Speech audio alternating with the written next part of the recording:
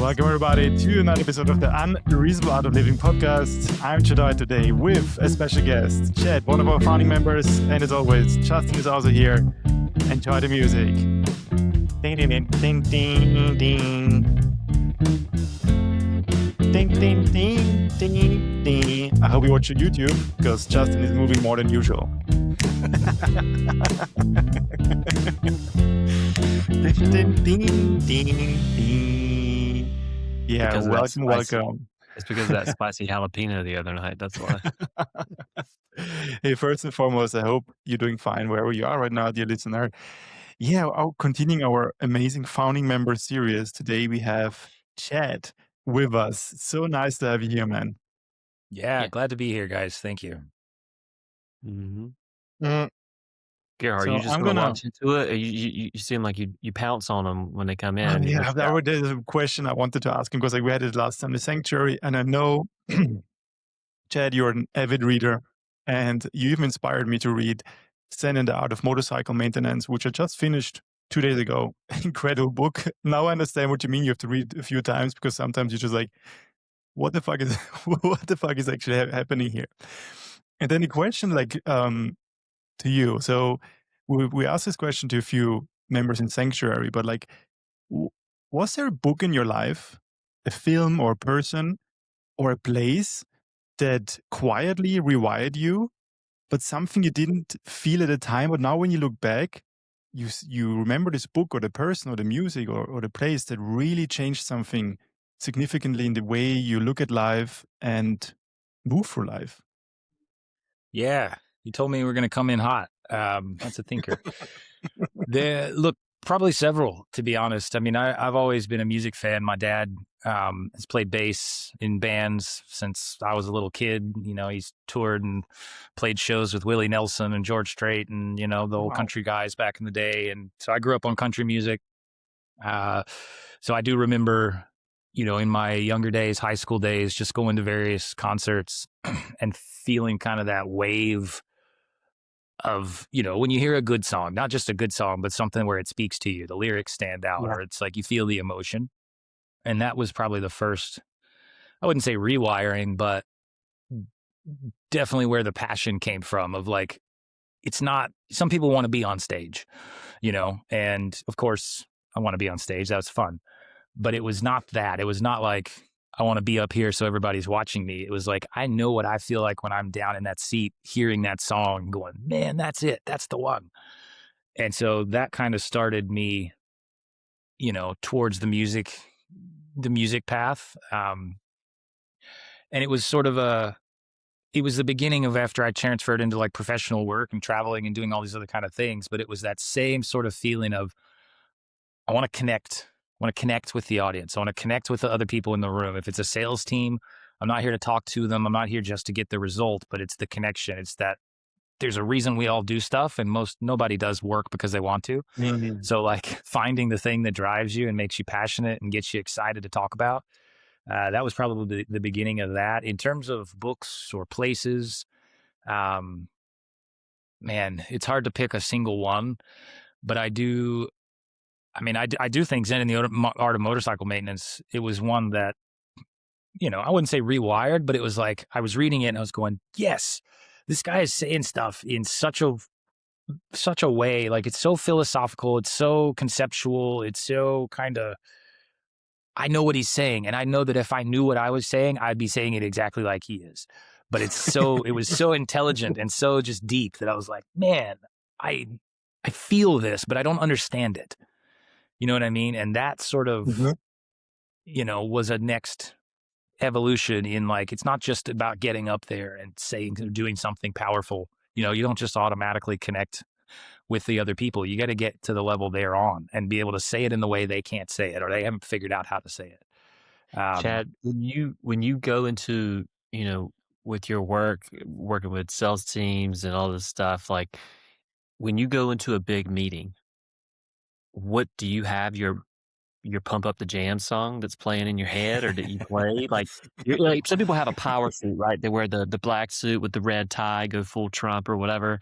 You might have a certain pair of pants, or or certain underwear or whatever you're thinking. I had one fundraising Series A in San Francisco during COVID. It was a specific pair of sweatpants and a black sweater that I wore for every investor pitch. Wow. And did it every time. It was great.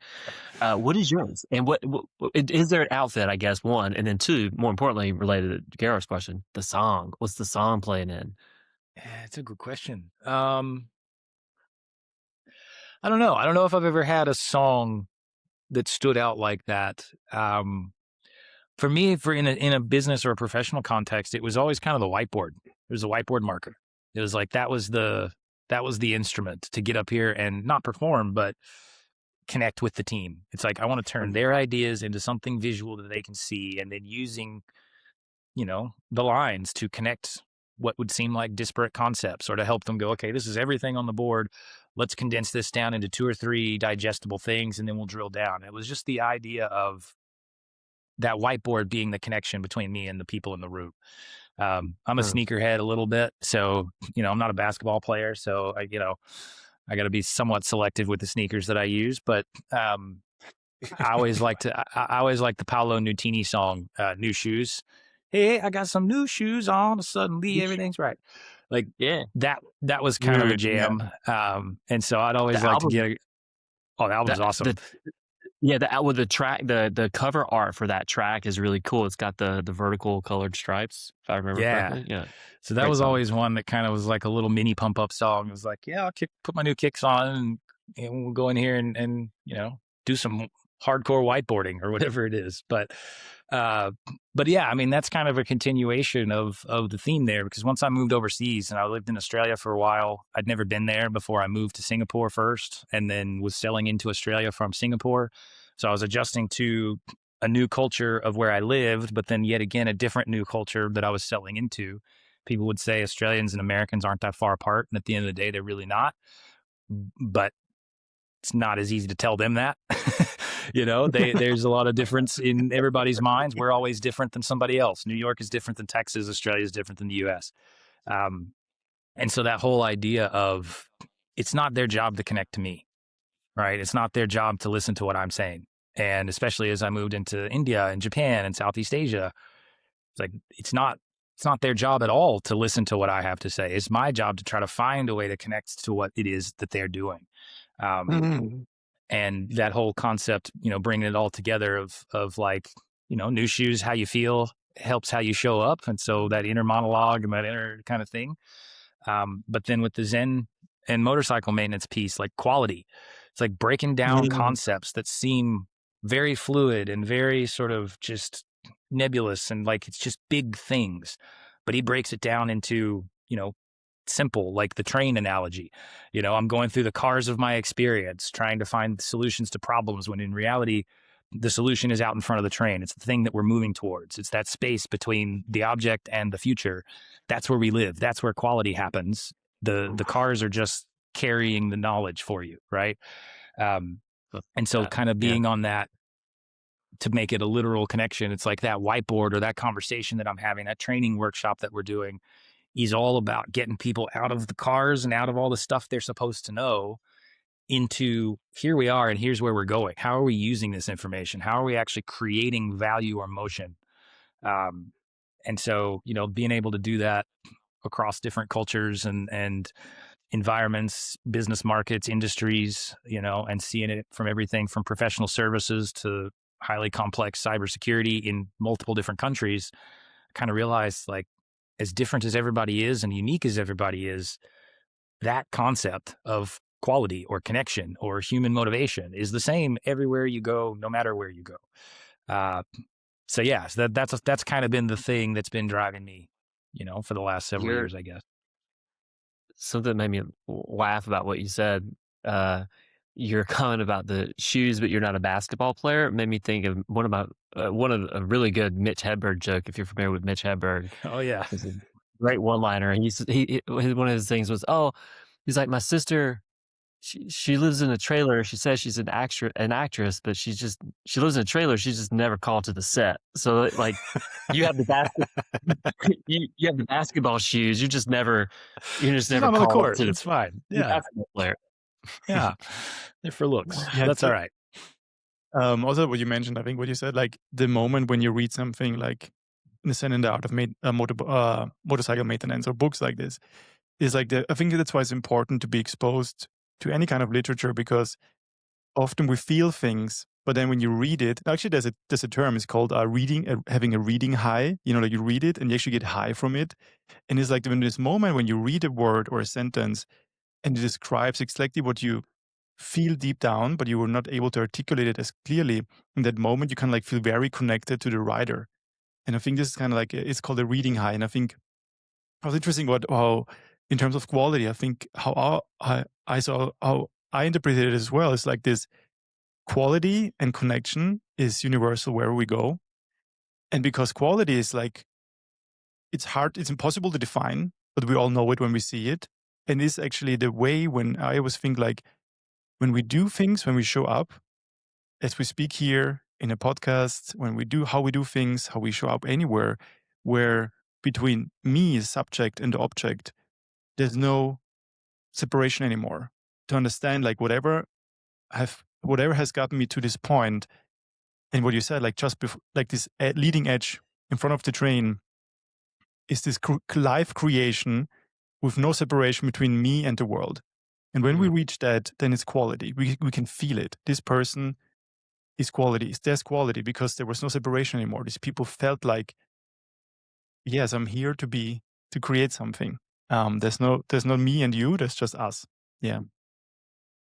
Yeah, I certainly agree with that. And I think, it happens in business context. It happens in a creative context, whether you're trying to sell a deal or write a song.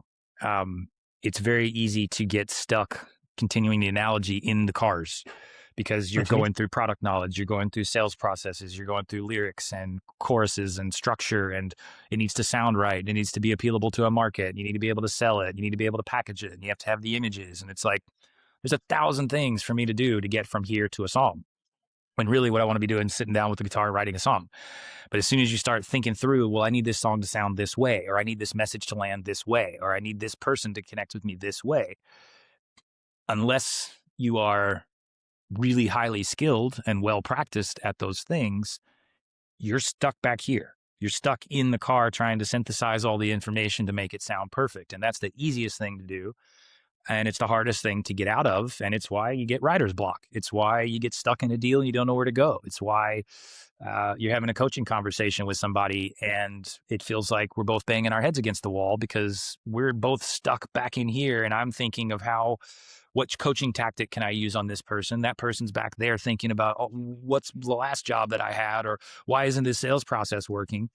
Well, if neither of us are out in front of the train, looking at where we're trying to go and thinking about what's happening right now, what can we do to create quality and create value right now that will move us a little bit farther ahead of the train. And it's such a hard thing to do. It's easy. Like I say, it was easy for me to conceptualize and think about. And as I was reading it, I was going, yes, I've been saying this for years, but I don't know how to say it. And I don't know what it means. Even though you now know how to say it, there's something else here. It's a Prince lyric. It's joy in repetition. Just because you say that thing one time to that client or to that person, and this is true in any interhuman communication that happens, like the way that we all perceive information, perceive reality, our own reality, truth, facts, whatever, completely unique. There's 8 billion truths on the planet right now. So just because you have that awareness, it's like, yeah, I now know how to phrase this thing. Now it's like, okay, now I need to say it at the right time to the right person and probably multiple times for them to truly not just hear me, but truly like understand. And now we're on the same wavelength and now we can get in front of the train, right? Yeah. I was actually listening. I forgot even who said it the other day. I heard somewhere, but they were like, whether it's politics or religion or any other views or opinions that you have about the world, you're the only one that's 100% right. And it doesn't mean you're right, but it's like there's literally nobody else on earth that has the exact same profile across the board on all spectrums in every category of the same beliefs that you do. So no matter what you think, you're the only one that thinks it that way 100% across the board. And so everyone else is going to have some kind of a difference or a conflict or something that you feel is wrong. unless you have a different attitude, obviously. But it's like you are the only one that has those belief systems. So if that's your frame of reference and everyone needs to align to you, then they're always going to be wrong. And you're the only one in the world that's right. And that's not What a really the way it great works. what a great observation. That's just such a great reminder of why control is such a dangerous and tricky and thorny thing for everyone. Like trying to control what someone else's perception is of you, of the world, or whatever, and convince them of that truth. Like it's so difficult. It's futile, right? Like there's no reason to do it because there's all this other context that makes that person maybe think or feel or act in that way. Such a good reminder. Like 8 billion truths, right? 8 billion uniquenesses out there. And also, like, And they may be guys, wrong, but that doesn't mean Yeah. that they see that as being wrong. And that doesn't mean that you're able to tell them they're wrong until you find that connection and get to the why behind it, or start to think, actually, it doesn't matter if we disagree on this piece because we have 9 other things we align on. And I think it's Yeah. just easy to get stuck in the cars, in the little individual things without seeing the big picture. But this is like, I think, Chad, I don't know, like listening to you, it's like, so it just clicked for me, like very beautiful. Those are terms of quality. I think why we still perceive, when we look at AI, which is an amazing tool, why we still maybe as humans are disappointed to don't see quality or feel quality because AI is so stuck in just like reconnecting the previous cars and what it has been known. But it's really bad in like being connected in like, hey, where we should go, you know? And I think this is Actually, like, really, it's a missing piece, I feel like, Yeah, because you can see it. You can feel when something is not quality. It's kind of even like the Malcolm Gladwell book, Blink, where he talks about your first impression, and is like some museum curator or something somewhere was looking at an ancient Egyptian sarcophagus or whatever, and it had been in the museum for ages. And this lady walks up and goes, "That's fake," in like 5 seconds. And they were like, "What are you talking about? We've paid millions for this. We've got it here. It's been protected, blah, blah, blah." She's like, "It's fake." You're like, "How? How do you know that?" She's like, "I don't know. I'm telling you it's fake." And it turned out to be fake. They figured out and did some tests, and it turned out to be fake. But it was like, is that first impression, that gut feeling, that instinct that we have that oftentimes is right, but we can't articulate or understand why. But the flip side of that is when we see things that are not exactly right, like AI, it's just easy to spot. There's no soul there. There's no, I can see behind those eyes and there's nothing in there, kind of thing. And that first impression, people feel it even if they don't notice it right away. And it actually becomes a thing that I wouldn't say I worry about it or struggle about it, because you can't really worry about these things. But it now is a thing. It's part of the formula of quality checking work, which is, is someone going to think that AI wrote this? Does it sound too much like AI? Even if it's 90% my idea and I've used AI to synthesize and organize, there's still one phrase in there that sounds like a ChatGPT said it, and it's going to discredit the whole thing. So it's like now we have to overcorrect for AI to make sure it's quality, right? And Gerhard, you were even sharing that. I think I relayed this to other people in the last few days, but we started receiving some insight that VCs are kind of checking for vibe coding stuff now and the technical due diligence, right, of stuff. So if you've completely vibe coded your platform, they're doing that, and there's a reason for that. It's like you can't. You need a person to actually say, is this actually going to work? Like there's all sorts of nuances and details that could go into that. And the word we've been using a lot in the first few months of 11 Dunbar, we talked a lot about coherence, because that's about being in alignment and duality of all the energies and just being a well-rounded individual and being at peace with that. But the one that keeps coming up lately is discernment. And that's largely what we're talking about here, right? Is having the wisdom and experience of going through all the hard fought battles of travel and wins and most importantly, losses, so that when you get the thing back from whatever the beautiful prompt you put in, the thing that comes back, there's still some level of discernment that needs to go into, whether it's code or marketing copy or whatever the thing is. Like you need to look at it and go, should I actually use this? Should I actually, versus just like, oh, push publish and whatever, push it to production and off we go. Like that's the definition of sloth, right? And that's where we are where we are. Yeah. And go ahead, Gerhard. No, go ahead. I just wanted to go ahead. You go first, Ed. Yeah, no, I think there's an analogy I use sometimes or with AI is like when we think about music industry and back in the Napster days when all music could be downloaded, right? And then of course everybody, all the publishing rights and all the Metallica sues everybody, you can't steal our music and blah, blah, blah. Well, eventually we figured out a way to make contracts so that Pandora and iTunes and all those things could exist and you could stream music. People downloaded it and pirated it on Napster and all these kind of things.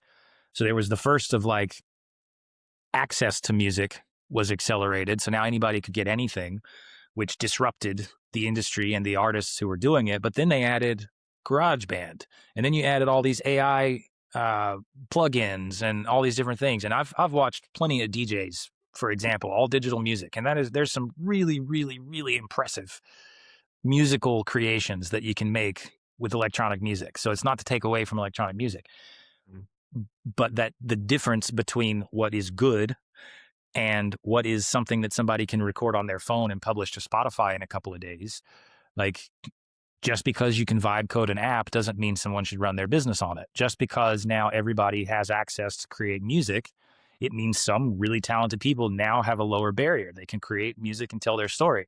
But it also means everybody else has removed that barrier and can put music up on Spotify tomorrow. Yeah.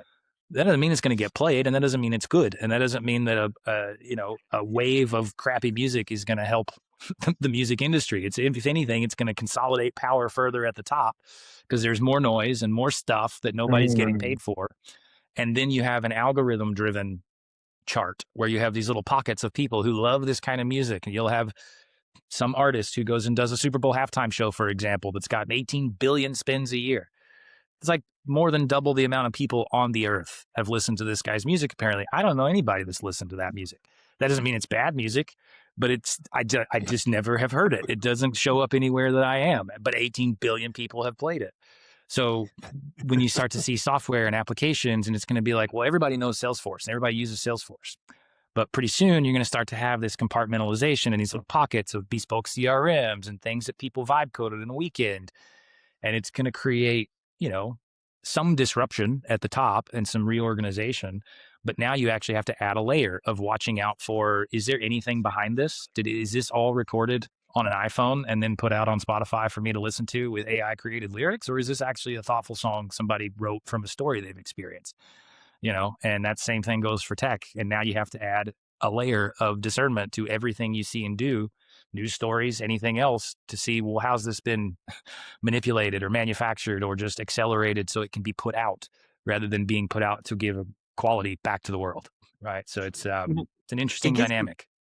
But it gives me comfort to know that it should give a lot of people comfort to know that that's still the dynamic with these tools, because you still need people. You still need people to do stuff and interpret things. And that's probably going to be the case for even if it changes, whatever that's current dynamic is in any white collar, blue collar, wherever these things are used. This stuff is just going to continue to shift. Like, it's just going to move people into different buckets and categories of where they have to orchestrate or become master generalists across many different areas to do these things. So, yeah, can't synthesize judgment, right? Like, you got to be able to think critically and make decisions and process novel ideas. And if anything, people are worried AI is going to take our jobs and replace the workforces and do all this. And like, it might in some cases, but that's going to actually mean that skills are even more important now. Because now if you put the same iTunes and GarageBand in the hand of an amateur versus a pro, imagine what the pro can do in a week compared to what the amateur can do in a week if they have the actual skills to know what good music is. And that's where I think we're headed, to your point, is like, there will be disruption, there will be shakeup, there will be people who are looking around going, okay, I don't know what to do now because AI is doing my job for me. But it's like, well, if you have the soft skills, AI becomes an accelerant. AI becomes a catalyst. Whereas if you don't have those skills in the first place, AI becomes a crutch and noise and a distraction.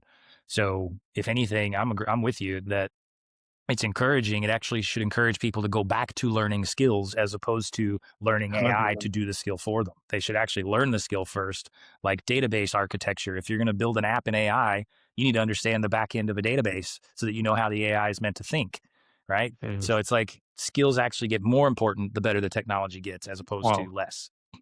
And the thing, I just wanted to go, you just went to the direction I wanted to ask, because like, I never thought about that I would sense if software is created mostly by AI, but I do. It's crazy. Like like being a software engineer, and like there is a difference. It's the same thing that someone were able to say, like, this is fake, this statue, or like this monument. And I do feel it. It sounds weird, but I do feel it. If software was mostly created with vibe coded, but also not just, it's nothing bad about it. But if the person behind it didn't have the skill or the knowledge how to craft good software, and I think then actually what we end up with most likely is that if quality is something we feel, and quality is a fundamental truth in how we are in this universe. And to your point, and to Justin's point, is like, then actually, now that the playing field has been evened and we can all create, the most important thing is like your inner world and your connection. How closely are you connected to, or how big is the gap between subject and object, between you and the other world? How much soft skills? I love that we go back, actually, that there's more room for soft skills. How much priority and attention and care have you given to your inner world now that the playing field when it comes to technicalities has been evened? And I think it's actually an exciting time. Think about like next 10, 20, 30 years when actually the focus point will be about all your inner world. Because if you train yourself and acquire new skills and you keep a healthy hygiene, the more quality you can create. Yeah. So I'm also not worried at all. I agree. It's how we use technology to accelerate learning, not to outsource it, right? Yeah. And I think if anyone that wants to outsource skill, time, money, work, cost cutting, that's a short-lived initiative. That's what MIT is saying is all going to fail this year. 95% of the projects, they're all geared towards outsourcing and cost reduction. But the ones, to your point, who say, actually, I now have a different playing field and there's a whole lot more people out here. I need to carve my path and I need to stand out. I don't need to do the same thing everybody else is doing. I need to know what separates me. And that is the ability to pick up a phone and have a human conversation with someone else who has a problem to solve, not to pitch a tool, not to pitch a process, not to mandate or, dictate to people how they're supposed to work, but to focus on skill development, because solving a problem with a tool or a process is short-lived and it won't stay. It doesn't work that way.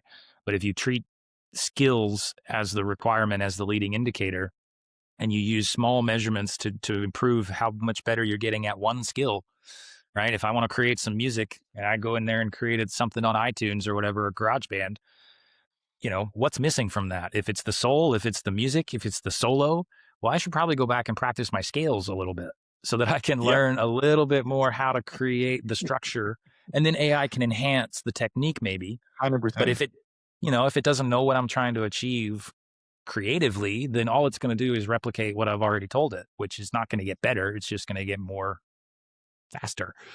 Right. So yeah, definitely. Love it. And so I was like wondering, like, Chad, like if you look at your today's self, what's an earliest version of yourself you can still recognize today from your childhood? What is like still part of you? Like you look back and it's like, hey, that's still me, from early childhood. Good question. Definitely, I've always been an ideas, kind of person. Like I've always kind of been a bit of a dreamer in terms of, oh, I can do this, I want to do that. Like anything's possible, sort of. I've always kind of been like that. I went back in my grandma's house and saw some old books that I made when I was a kid, and like for school projects and stuff. And there was some big thing about Michael Jordan and Nolan Ryan and baseball. And so it's like, yeah, all that's still the same. Baseball cards. I'm still a kid in a lot of these areas. I still like Hot Wheels, I think I've always been a talker. I've always been sort of a, go out there and try to make friends kind of guy. Like I was talking to my wife the other day about this. I think I've moved house 22 times in my life, 23 times in my life. Wow. Some of those were in the same town during college or university days. Some of those were from Austin to Singapore or Singapore to Sydney, Sydney to Gold Coast. I've moved 2 or 3 times within Austin. I mean, 2 or 3 times, for 3 or 4 times in Australia, a lot of rental houses and all that. But it's just constantly been every couple of years on average throughout my life, I've been going to either a new school, a new house, or a new town or a new country. And it's kind of, I have a lot of friends, a lot of connections and a lot of this, but I've only ever done anything in my life at one time for about 6 or 7 years, before almost everything has changed. It's not just the job, but it's the job and the location and the partner or whatever it may be. And so I've always kind of had this like, get out there and try to meet people. And it kind of comes with a little bit of this desire inside you to like prove something a little bit. That's not always necessarily a good thing, but it's this like, I need to get in here. I need to make connections fast. And I need them to know that I'm worth the thing they think I'm doing, or I need to prove that I have the value to add. When I moved overseas, it was like, we're transplanting US people from Tableau into Asia Pacific and elsewhere to help us grow the business. We want to transplant the culture. That was the whole point. And so like in my mind, it was like, I got to show everybody the stuff that I've learned. I'm not trying to show them that I'm good, and maybe I don't know how I came across. We can ask them, I guess. But it was like, I need them to know that I got brought here for a reason and that I have value to add to them. And so it's like, jump in, make friends, make connections, try to show stuff that I know, but also be very conscious that like, you can't just go tell people what you know, because they'll go, okay, who's this guy? Like, get out of here, Yankee, And so, which happens, and it happened. And so it was like, back to your question of like, I've always kind of been that. I've always been at new schools and new groups and new people and trying to make friends, and I've never been afraid to get out there and talk to people. But you always carry this thing inside of like, am I making the right first impression, or do I need to try harder to make sure the impression is what I want it to be? And the same thing is even still now of, I'm running my own business. I'm highly passionate and convicted about the problems that I believe are out there that I can solve. I've got experience, but when it comes to being a marketer or messaging or engaging and reaching out to people, they don't care what you've done. They don't want to hear, here's all the reasons why I saved this last company and I'm going to save yours. Well, I've just made several assumptions in there about that person needing my help when they don't know me and I don't know them. Or the fact that I still believe that most problems businesses face in terms of go to market are alignment problems first. You can blame talent, you can blame processes, you can blame marketing, you can blame leads. But immediately after blaming those things, what's the next thing to happen? A list of instructions in a Slack message, an email with all the things you should have been doing, a slide deck that tells you what you did wrong last week. And it's like, where am I focusing here? What am I doing? Like, what am I solving for? What you need is a realignment. You need a transformation. You need a different way of thinking and a different mindset. Once you start there, you can then scale everything else. But guess what? Most founders, business leaders, salespeople don't want to hear that the whole thing you've been doing this whole time is wrong. So, and that's not the message, right? But that's how it can be interpreted. And so I've had to really think about, how do I get out there and be visible and make these connections with people and prove to them that I have the credibility and the worth to solve the problems that they need without saying, you have problems that I need to solve because you don't know what you're doing. Like that doesn't land.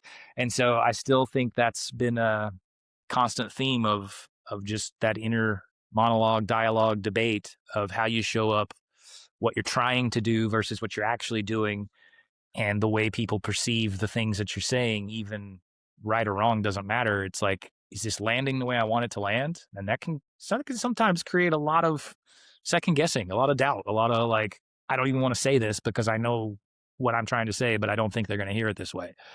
So that's a long-winded way of saying the answer to the question, but it's a positive and a challenge for me. Like, it's good because it helps me adapt quickly and make friends anywhere I go. But it's also a challenge because it's just that inner voice of doubt all the time of like, I think I said that thing wrong, or I think they misunderstood me. You probably did say the thing wrong, and also, who cares? Yeah, it's all part of the process. I can't even imagine how many times I've probably missed, I don't know, opportunities in business or something where I should have said the thing, or I missed a cue, or I catch a lot of them and I do nail those, I think, for the most part. But man, like, that's all part of the game. It's all part of the thing. No one bats 1,000, right? Like, that's right. And you can't be afraid to fail because those are learnings, right? And I see a lot of people that don't want to fail and get it wrong and don't want the coaching.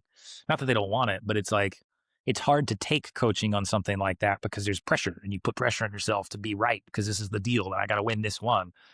But it's like, you kind of got to remind yourself to step back 30,000 foot view. It's like, well, okay, I can be obsessed over getting this one thing right, or I can do 100 of them and fail 80 of them and get 20 of them kind of right. And I'm still 20 times better off than that one maybe that I tried so hard to get perfect. 100%. It's like sometimes it's a numbers game. Sometimes you just got to practice and realize that like you don't actually just have one shot. You may have one shot for a while. You may burn a bridge. You may kind of get somebody to read her message and go, I'm not going to reach out to this guy. Mom's spaghetti, Right? man. Mom's Exactly. spaghetti. Yeah. But at the same time, you got to just take them as they go. Those people will get ready when they're ready, and they'll come back if they want to. Or there's how many billion other people out there that probably have a problem. So go find them. You could eliminate one word or phrase from the Dilbert office cartoon pantheon of jargon that is used in business, or just in general. But I have a feeling you're going to have a good business answer here. What's one that you just wish we could just take out? Good question. My first two answers that came to my mind, I don't think are actually good answers, but they were the first thing that popped up, which is alignment and accountability. And it's not because I don't think they're good words. It's because I don't think they have the same meaning to people. And it just gets, or, one team. That's another good one. When across companies and businesses, they say we're a family and we're one team. We're aligned. We're accountable. Like, go ahead. That one is like the nicest, most wholesome one ever that has business strategy. Mine, dude, is like open the kimono. Like, let's never. What does this even mean? Sorry, I'm not native. What does this mean? Let's never use that one ever again. You don't hear it as much now as you used to, like in the mid 2000s and 2010s. But that one always just drove me up a wall. Like, you're like, oh, we don't want to open the kimono. I'm like, no one wants you to open the kimono, bro. Not like, asking for that, actually. Yeah. don't do that. That's a terrible idea. Keep don't it ever on, say please. Yeah. What does it even mean, open the kimono? Like expose the information or divulge the thing that you're going to divulge or whatever the framing is. But it's gross, man. Like, it sounds very weird. It's weird. Yeah. So that's what I'm saying. Like, there's all these ones that we say, like, especially in the South, we have all these colloquialisms that are just like ass over tea kettle or something is a Canadian one I learned the other day. What does that even mean? Or the fuzzy end of a lollipop, like that's what fuzzy. I don't know. I haven't actually heard that one. I had a boss at Tableau, and he was awesome. He was one of my favorites, named Nick Van Buskirk. And somebody in our team made a calendar. You know those motivational posters where it's like has one word and a phrase underneath it with like a picture of a volcano or something. Somebody made a Chad, yes, exactly. Yeah, growth or whatever. Somebody made a calendar of his phrases, of NVB-isms. And it was like, I don't remember. I wish I remembered what they all were, but it was just things he used to say that stuck out. It was always one of my dreams to have enough of those one-liners that somebody would make a calendar out of me, because I loved like how sharp and quick he was. And one of them, I think it was talking about a customer and qualification or something. And it was like, I don't even remember what the word was for the calendar, but it was the quote was like, if you had to stab a pencil through his hand and ask him to answer one question right now, what would it be? And it was like, it's like just these like kind of out there crazy. I wish I could remember what more of them were. But the point was just like finding some new creative way to get to what we're really trying to say. So like open the kimono and all those kind of things. But I just loved the way that it was always something unique. It's like, yeah, we're asking questions, we're doing discovery. You're telling me all these things, but there's one question that I want the answer to. If you had to stab a pencil through his hand and ask him the one thing, what's the one thing you want him to answer? And they're like, what are you talking about? Way too many like too many mobster movies, man. That's insane. Yeah, I really do. And there's not all of them were violent either, to be fair to him, but they were hilarious. I always wish somebody could say that to me. But it's like, the one team stuff or the family kind of stuff. I think that has gotten thrown around a lot in business, and in a way that is for good reason, but very quickly can create a dynamic within a team where it's like, we hear you, but we're not a family. like, this isn't a family, this is a business. And sort of the more you kind of say it without acting like it, the more you run people away from anything else that you say, when it's like, oh, now we're doing this alignment, or now we're doing this thing. It's like one team, one dream, one family, but we still operate in silos. We still run based on a performance managed cycle. We still 100%. do all these other kind of things. And it's like, do you sit down with your family and the first thing you ask them is how much progress they made in their life for you today? You might ask them if they did homework, sure, because that's the thing they have to do. But you're not sitting down at their dinner table asking them how they've moved the needle today. Like, that's Yeah, not the way the conversation goes. So it's not a family. It's a business dynamic, but we need to think about what we mean the when we say performing one team, team. Yeah, and I think, dude, it's just like struck a chord because I have the same. I share the same. I know there's a very positive and positive intention behind, like, if people like want to be like a family, but also like think about it, like, if I think about my family, everyone has a different perception of what family means. And I think I understand, I honor the intention behind it, but I think it's much more honest if you say, hey, we are a high performing team. We are a high performing team. That's what we are. And I think also, like, if you think for me, if you want to frame it like a family, then like, like in some families you have good old drunk Joe, who's every Christmas like fucking drunk, and like, like you, you, you, you can't have you that. haven't Like, met my uncle. You don't know if we want to be a family, exactly, do you? yeah. And I think you have them. Yeah. It also means, like, family also means in like accepting certain people fully, even with their flaws. In a company, a business setting, that's just to a certain extent, because you still your team. It's more like, I more think of like a Formula One team. You're a high performance team with a clear purpose. You're coming together, and if doesn't mean you can't be friends and have like a wholesome energy. But also, like, I'm very sensitive to this term. Like, hey, we should be all family here. And to be fair, like, doesn't mean that family environment can't exist in business either. But when that's the thing that we lead with and we anchor to, and we say we're all a family and this is why we're going to operate this way, well, then everything downstream kind of goes, okay, well, sure, but we're not really a family. So maybe we're not really doing this and this and this. Whereas, and like you just Formula One race or a baseball team, it's a performance-based sport, sales or business, really. What happens to baseball teams who are winning? They all say, well, what's great about this team? Oh, we just love each other. We support each other. We operate like a family. We do all this kind of stuff. That's the outcome of how the team is put together. Yeah. That's the outcome of how people show up and practice and prepare and show up for the people on their team. And then you build the family bond as a result of the work that you're doing together. You don't come in here and say, we're all a family and it's all going to be great, but I'm going to performance manage you every day because, I wouldn't hire my cousin. I would be by family with my cousin, but I wouldn't hire them for this job. And so, like, that dynamic is off sometimes to me, where if everybody knew that what we were doing was showing up to be part of a performance-based sport, those guys have hitting coaches. Those guys have daily rituals that they do every single day, watching film specifically to improve one part of their craft so they can hit more long balls, so they can get on base more, so they can do these other things.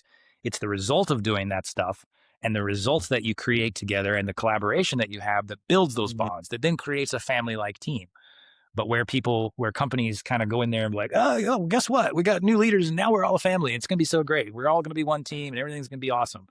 But then what actually changes besides the branding? Like, that's one of the layers here that, going back to the saying the things right and marketing and all that, it's like, that's a dynamic that can unlock a ton of potential. If you figure out how to solve that part of creating the family or creating the strong team environment, just little tweaks to the way they swing or the way this guy hits a curve or the way this guy pitches or girl or whatever, those little things will compound into significant gains. But if the whole premise is, all right, everybody's a team, but now you better perform or we're going to cut you.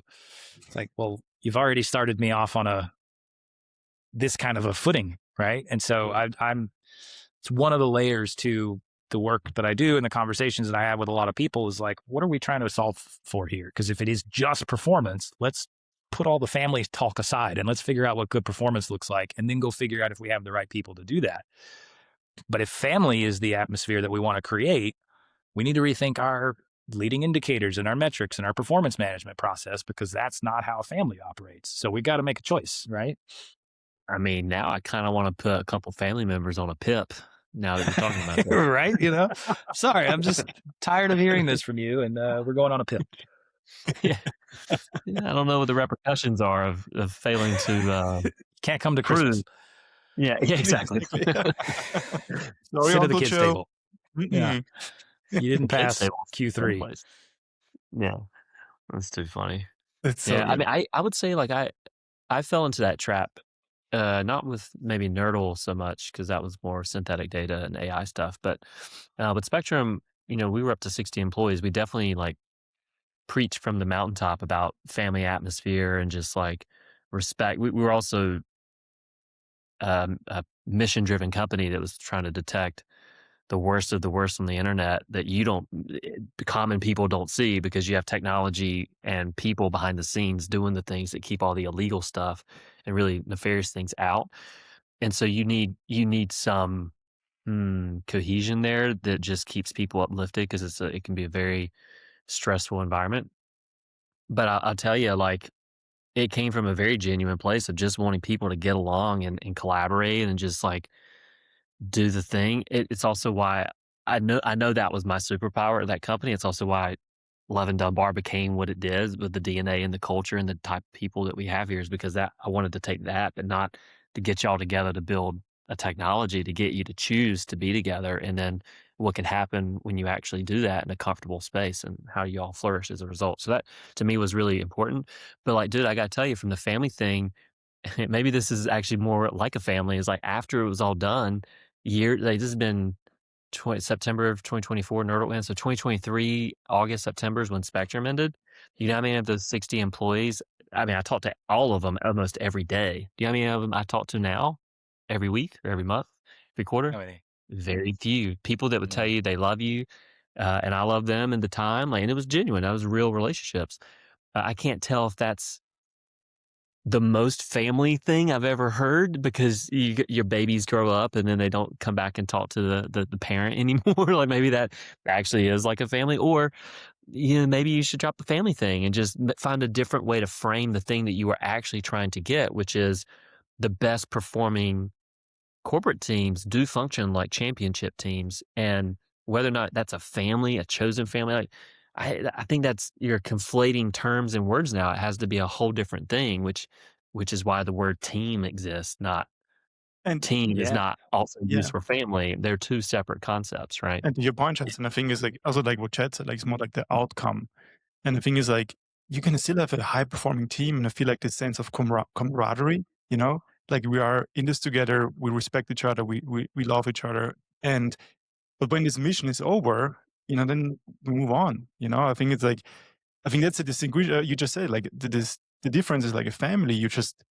You're bound for the rest of your life. There's not you can just say quit. Of course you can leave them out of your life, but you're still connected. That's the thing is like I love Chad what you said. It's like it's an outcome, but it's not like where you start.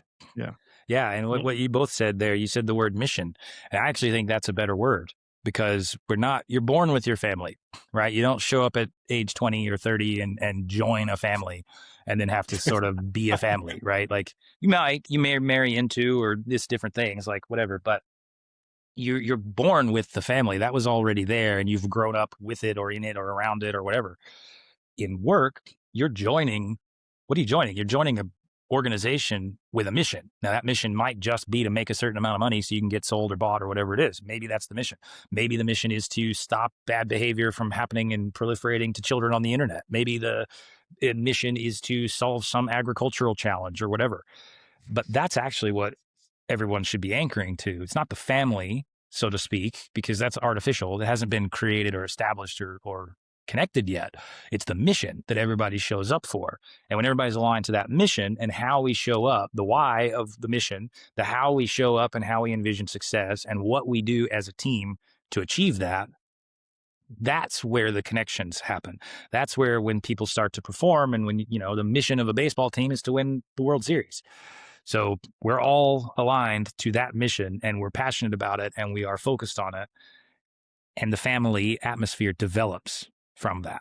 So it's not to say family is a bad word in business and that it doesn't exist. It's just you develop that thing. You don't start with it. And so I think that's where people probably miss. They assume I say people, employees, founders, whoever it is, leaders, it's easy to assume the family connection is established as a baseline, and that's what we do. We've kind of breezed over the mission, actually. What is your mission? Why are you here? You know our mission. You joined it because you were into it, but what's yours? How is this work? How, when I motivate you or ask you or hold you accountable to things, how is doing the thing going to move you closer to your mission? If we're working towards that together, then suddenly those family bonds and camaraderie bonds will develop because we have shared vision. So it's not the family, it's what are we here to achieve? And I think mission is actually a much more powerful word. Mm-hmm. So Gerhard, do you consider our 2-person company of 11 Dunbar a family? I wouldn't say, I think, Don't hurt my feelings. I think it's exactly a perfect example of like the outcome. It feels like beyond the professional relationship we share, also like a deep personal relationship, which also started before we even like started 11 Dunbar. But like we didn't start from a place, hey, we are family and we're creating this. I think it's exactly this. It's the outcome of buying, hey, we have a shared mission here. We also share a beautiful bond personally and professionally. And the outcome is like family, if you want to call it, like for example, for me, that's what I mean. Like for every person, family can mean so many different things. For me, family, too much, for example, it doesn't have a positive connotation, to be honest. My family, I never had a deep connection. My parents are divorced. I have a good relationship with all of them individually. But I know my sisters, they don't have a good relationship with my dad. And there's like a lot of issues. So that's what I mean. Like it's also like a bit of sense making for some people. It's a very different meaning, family. It can be very, very different. So though, if for some people you want to feel like it, and it feels for you, like for me, it feels like, hey, we're sharing a mission. We are having a beautiful bond together. Professionally and personally, we are like really close friends. That's the feeling I'm striving for. Yeah. And those, the retreats, the sanctuary sessions, the team bonding, and all the stuff that 11 Dunbar does, those are great ways to facilitate and nurture the family bond and the family kind of atmosphere. And, the two of you guys going way back and coming together over this shared mission, that family part exists and probably is real. For everybody that's joined since then, they don't automatically start out being or feeling like part of the family. But the more that, the mission becomes clear and the more people start to connect themselves either in the activities or by joining and seeing what everybody else is doing, walls start to come down. And again, it's the family is the outcome. You develop it. And then maybe family is the mission, right? Creating a family is maybe the mission in a case like this. But if you go to, you join Salesforce and there's 80,000 of your Ohana, like, and that's the first thing we've started with is welcome, you're part of the family, but you have 2 quarters to prove it. It's like, well, okay. Wow, wait, how long? But I think this. I think we actually have a word for this. I think it's called community. I think we do have a word for it. I think it's like it's a sense of feeling of community. I think it's a much more nuanced and beautiful way the feeling we want to create. Also, like I think in a company, you can create a feeling of, hey, we are a community. We're in this together. And family, I get it. Like for some people, probably that's what I mean. I really I respect the positive intent behind it, but I think there's so much more behind it. Yeah. Mm.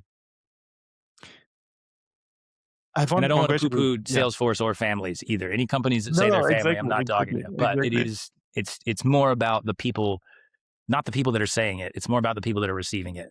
Because if it's how they feel and interpret it and what motivates them, if their mission is aligned to your mission, the familial bonds are a lot closer and a lot tighter and easier to form. If their mission, if they don't care about your mission, if they're there just to make money and do the thing, then it's going to be hard to ever manufacture a family feeling unless you find a way to connect those shared goals and shared dreams. Your success is my success. Here's how we help each other. Here's how we communicate.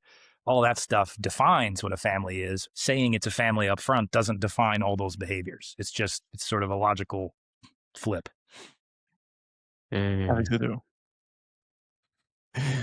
So I like to split hairs on concepts all day long, so I guess we could go over these things. Yeah, I mean, I think it's an interesting discussion, though, right? It's like people feel like we just kind of accept these terms and just go Mhm. along with it, and then finally one day a lot of folks just start having conversation, be like, "Wait a second, does this make sense anymore? Do we really need to talk like this?"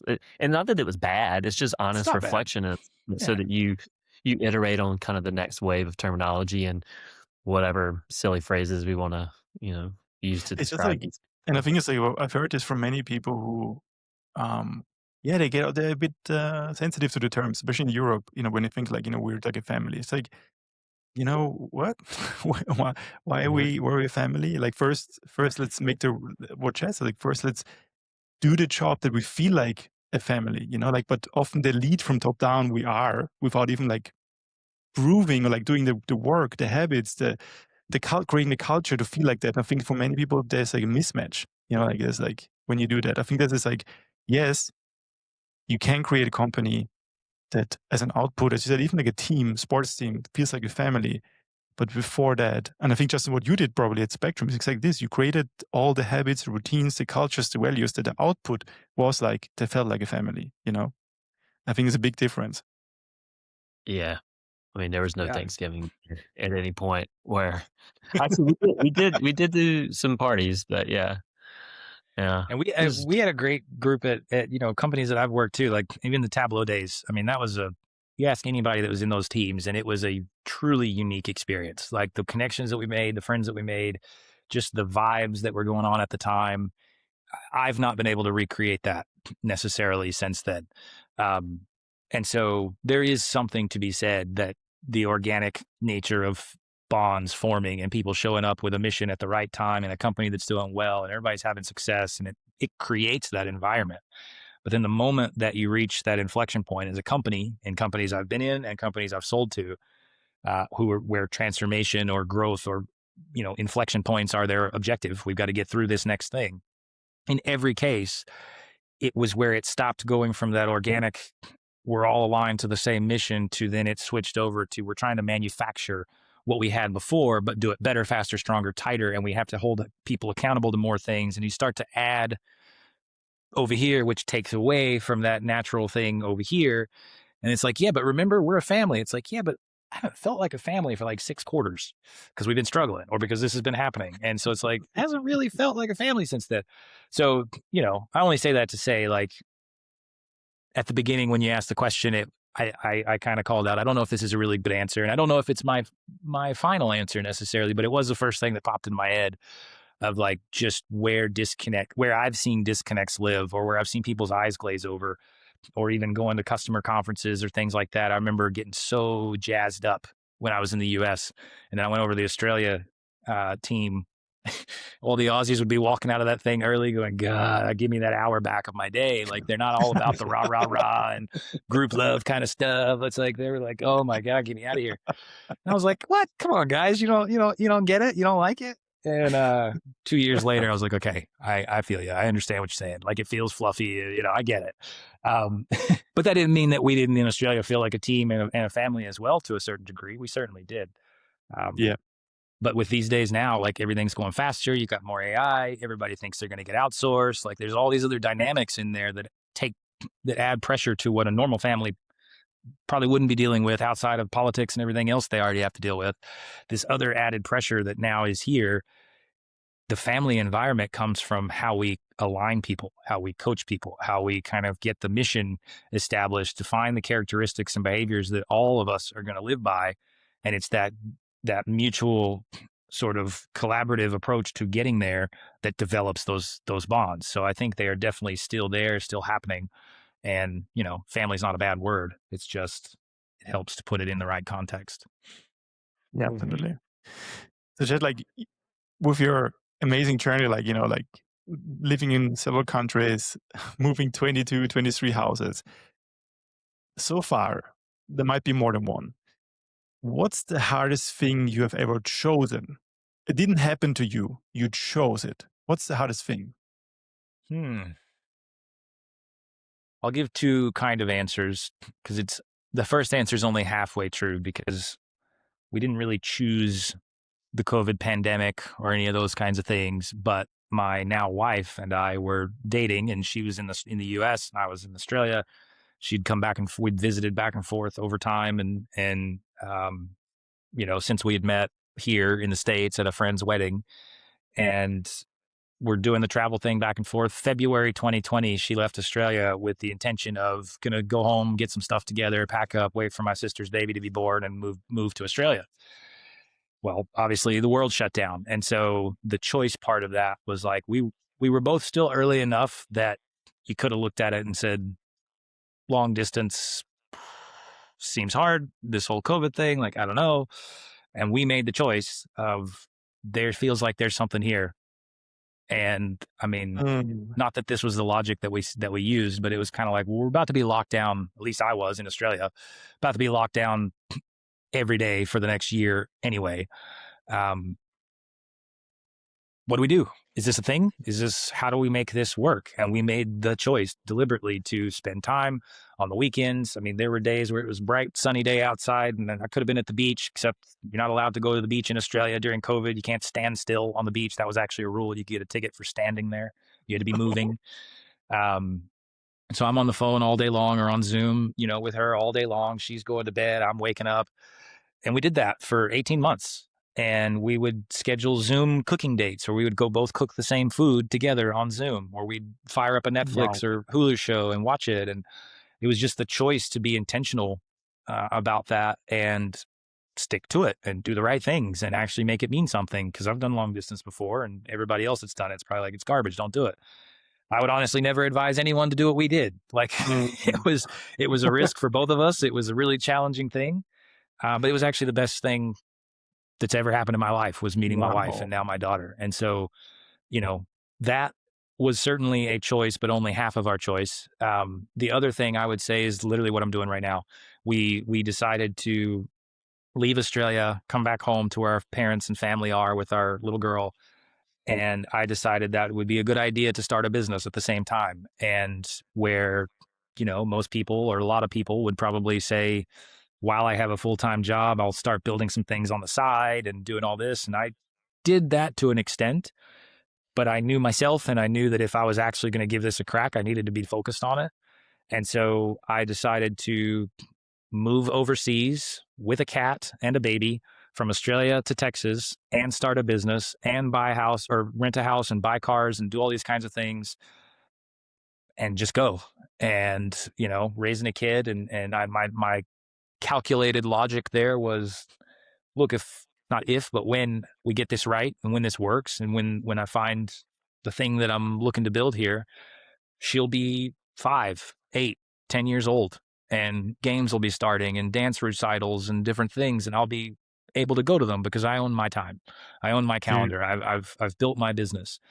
So the logic was sound, but the practicality of building a business from basically nothing when you are the product and you're moving back overseas and doing all these things and you've got a baby and your wife stays home, it's tough, man. And all that mental doubt of, am I showing up the right way? Am I doing the right things? Everything's important. Nothing is actually revenue generating until it is. How do I prioritize? How do I make sure I'm reaching out to the right people? I don't want to call up friends and use up those cards and favors when I feel like I don't have something that's, clear enough to them yet. I know what I'm doing. I know where I can add value, but is the story right? Is the branding right? Are the one-pagers right? Am I asking my favor too early? Am I obnoxious being on LinkedIn 3 times a week? Like, is this performative? Like, every one of those things comes into mind of like, did I just waste a year's worth of savings? All this stuff. And it's been definitely the hardest thing I've ever chosen to do. What's beautiful about your answer from the last 10 minutes of the conversation, which was all around the fallacies of using family and business, was that your answer for the hardest thing you've had to choose was family. And it was probably the most beautiful answer that you possibly could have given, because that choice is what's given you the hunger. It keeps that dog in you because you're fighting for something that's more than yourself. And that is the definition of family. It through and through. Like, what you didn't say it in that way, but that's what you said. That's what I heard. 100%. So it's just funny full circle moment there. And kudos to you and your wife and for you guys for demonstrating a lot of grit and determination and just love, right, for each other and for the process, what that takes. Like, I hope I see it because I hope I have that one day. So whenever I hear those stories, I'm like, man, that's like to have a partner that sticks by you through all these things, the highs and the lows, and then and sees the vision of where it's heading. Like, dude, that's you can't put that on a fucking Hinge profile. Like that doesn't show up. The people that are just going to stay and stick by it, no matter how ugly it gets. So like that, and not because it's toxic, right? It's actually there actually is some real meat there. So, dude, just kudos to you. It just gives me more appreciation for your journey and what you've built and what you're trying to build too. It's why I'm so glad we met through this process because it's people like you that I just want to see you make a fuckload of money, man, so that you can go do those things. Same with Gerard. Like I met him, I was like, man, that dude is so fucking talented, and he is just trying to figure out where's his mission in this world, and if I can just play a role in helping Gerard become a multimillionaire, so that he can go do all the silly, whimsical things and do the same thing that you're talking about doing. Have his family. I want that for everyone, man. That's just a beautiful thing. Beautiful And story, that's dude. where, to your full circle point, right? That's where the family environment gets created. That alignment to wanting to see other people be successful because you care about them, because your missions are aligned, and it's not about customers. It's not about revenue. Revenue is why I'm doing this. Revenue is the freedom. Making the money is the Mhm. thing. But you don't, you know, you're not jazzed up by that because of the money that Gerhard or I or you are going to make, even though that's what we're trying to do. You're jazzed up about us being able to achieve the things we want to achieve and set out to do. Like that's the personal connection. You're not motivated by the result because we all have a quota. You're motivated by the person wanting to achieve the thing that that person cares the most about. Yeah. And that's where the family stuff really is true and can exist in a business. And that's hopefully what, my objective, my marketing, my value proposition is not, I'm going to build you a family. And I don't talk about family, but I hope that an outcome of doing what I'm doing is teams that may be struggling or teams that may be really skilled but stressed, or teams that might have a ton of instruction and not a lot of coaching or whatever it may be, that by coming in and helping them with that alignment piece first, to just kind of simplify things, get focused on one thing that we're all going to do really well and we're going to win together. If that creates bonds and that creates some um, excitement around seeing the other people be successful because you're proud of what they've put into it, that's where the family comes in. And that's what I hope I can help people create, not lead with, but like Dude, generate. that's I don't know if this is in your pitch for what you do in your business, but like it's very clear that you as what we've learned through this conversation, just if we only knew what we knew about you from this conversation, what I've learned at least is that you have developed a really strong muscle for clarity of vision. And that clarity of vision with strong moral fabric allows you to understand the difference between community, team, and family. So when you're talking to clients or whatever, that being able to understand those subtleties and nuances is just super important for staying focused and like but let's not get distracted. All this is noise, right? Like here's where we are, both in your family life as well as in your professional life. And that, man, like that's discernment, right? Like that you can't AI is not gonna replace you, dude. Like doing that. Well, That's learned I've experience. asked it to make my master planner 4 or 5 times, and they never got anywhere because you can't use that. Doesn't work that way. Absolutely. So yeah. Yeah. Yeah. I mean, yeah, Chad, thanks for this beautiful answer. And I think I'm going to leave you for this. I think we talked about it. And I think one of your unreasonable dreams is like becoming a commentator of a baseball game, what you wrote us. And I think listening to the last 60 minutes, first of all, thanks for all the inspirations and the clarity. I think I really just want to leave this here. I think if there is like at some point you start a podcast as a combination of baseball and business and life, using all of those three elements together, dude, that's something worth listening to because, as Justin said, there's a beautiful clarity in your expression, in how you see things, how you can help many people to the same way when you read the book Zen and the Art of Motorcycle Maintenance. The same feeling I get from you listening to you. Like you express certain concepts, ideas very clearly, and then you're like, "Yep, I get. This is exactly what I feel." So, dude, I mean, Yeah. it's gonna happen. It's gonna be epic. Thank you. Yeah, it's gonna happen. I If I you if appreciate that. we learned this I can't remember where we heard this phrase, but now I've been repeating it. Who said this to us? I think it was Suzanne. one of our friends in the community space. She said she got this from a book. It's basically like if you leap, the net will appear. And I love it. It feels like what you've done is you've just continuously leapt and you've just trusted, whether you call it the universe or spirit or God or just yourself. It doesn't matter. All these answers are acceptable, but you've just continued to leap and you've just trusted that you yourself and all the forces around you, that net's going to appear time and time again. And I can't think of a better illustration of like 22 leaps maybe or more that you've already articulated in this chat alone. And I just am confident. I don't know how old you are. It doesn't matter. But like I'm just assuming you've got many more decades ahead of you of continuing to leap. And I hope you see it that way too. And that gives you some confidence to continue to leap because you just know that net's going to catch you, dude. Thank you. I appreciate that, guys. And I'm definitely happy for anyone listening that is excited about baseball podcasts as I am to team up on that. I think that would be fantastic. You got I'm a my better, we already talked about it. yeah, I'm better in a band than I am solo. So that's another thing. And I already have the outline and half the chapters written for a book that blends baseball and Ooh. business, because Yeah. what other sport is there where your 30% success rate gets you in the Hall of Fame? Baseball and sales. So there are probably 1,000 other parallels between it. And the more you think about it, you'll probably go off and go, actually, yeah, I see that. There's a ton of parallels Love between it. baseball and sales. So I have the whole thing in progress and plenty of little frameworks and tactics and baseball anecdotes to tell you that might help a business leader think about how to develop a team or how to use role players or how to use analytics to make smart decisions and not get bombarded by data, or how to create value with a small market team versus a big market team like the Yankees, right? So there's so many concepts here. And I love the pattern recognition. I love the analogy piece. If I can correlate a topic that you're dealing with into 2 or 3 other things that are unrelated but help you visualize it, that is probably that and the whiteboard marker are those things that I like to show up with to try to help make that connection. And yeah, the baseball stories are fun. I've always wanted to do the announcing thing, and the book is a real idea in real progress. So any ideas or collaborators, come find me. Well, I was going to Awesome. say, I was going to add one before we drop, where we haven't done this before because I think the previous guests didn't necessarily have their own business to kind of promote or usher people towards. So for you, is how can folks find you? They want to Sure. reach Yeah. out. LinkedIn, definitely. So Chad Hammock, you can find me there on LinkedIn.